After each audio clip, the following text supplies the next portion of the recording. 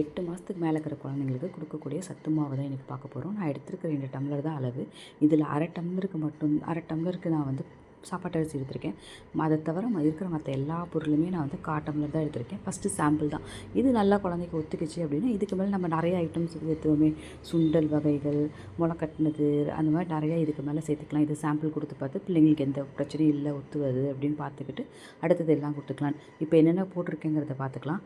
அரை டம்ளர் சாப்பாட்டு அரிசி, 1/4 டம்ளர் வந்து பாசிப்பருப்பு, 1/4 டம்ளர் பச்சைப்பருப்புனா பயிருன்னு சொல்லுவோம் இல்லைங்களா, அந்த இது.